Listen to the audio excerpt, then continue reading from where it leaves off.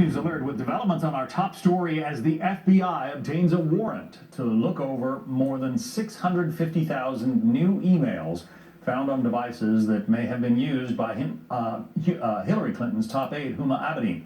There is new fallout about what could happen if Clinton does win the White House after all of this. Joining us now, Greg Jarrett, Fox News anchor and former defense attorney.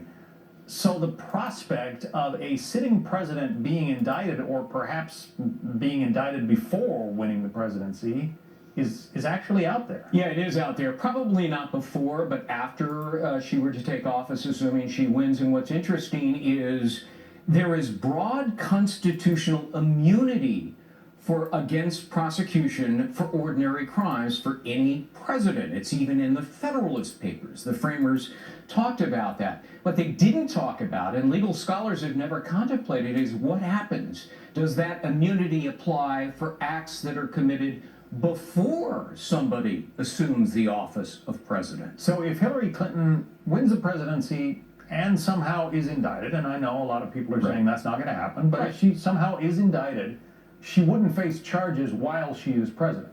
No, she wouldn't. She could invoke the immunity. Now, that might end up in a lawsuit, and judges, including the Supreme Court, might have to weigh in on it. She could pardon herself. You're allowed to pardon yourself. You can pardon anybody. Nixon thought about pardoning himself. In the end, he decided not to. Ford did it for him. But that would be political poison if Hillary Clinton were to do that. So there's a lot of talk about the Hatch Act these days. Harry Reid is all upset about what he perceives to be Richard Comey, Director Comey's, James Comey's violation of the Hatch Act. What is it? Well, the Hatch Act was a law passed in 1938, which says a public official, except president, vice president, and a few others, cannot use their position to influence an election.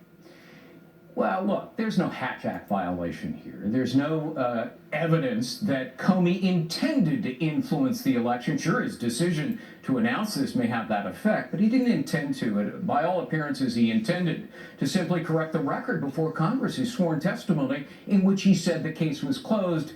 Obviously, now it is no longer closed, and he was duty-bound to tell them that. But look, he was in a no-win position anyway. If he didn't disclose it, he'd be accused of violating the Hatch Act by protecting Hillary Clinton. Right, and if the FBI had some information, developed some information that might bear on her fitness to hold the highest office in the land, and didn't release it before the election, I mean, isn't it something that voters would have wanted to know? Well, but that's more of a political judgment call. And Comey, the indication is, was simply looking at the law. I have information that Congress needs to know because I told them something that's no longer true, that the case is now open and active. And, you know, he must have seen something on Thursday when the feds showed him these documents that alarmed him and said, wow, now I've got to reopen this investigation. I have to tell Congress it's open.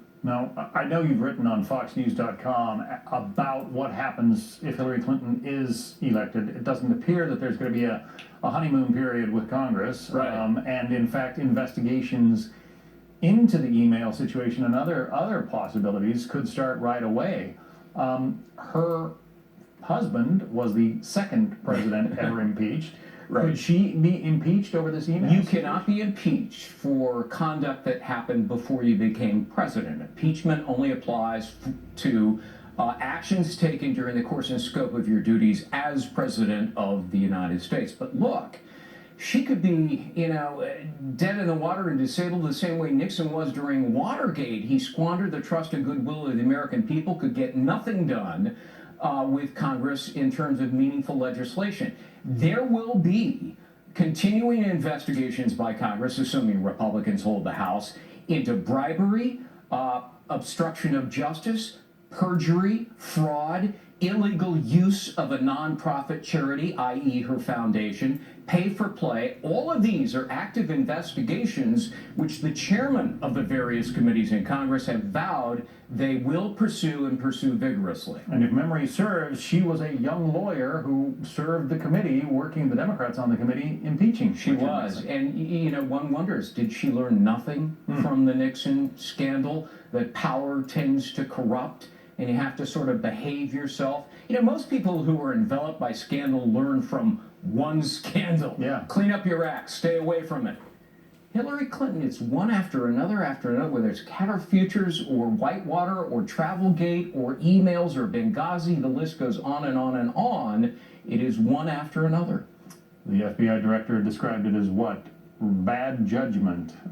Very bad judgment in his remarkable news conference. Assuming, John, that there are classified documents on these new emails that were sent or received by Hillary Clinton, that doesn't mean necessarily she'll be indicted or charged. The same result as before we could have yet again. Greg Jarrett, Fox News anchor and attorney. Greg, thank you. Sure.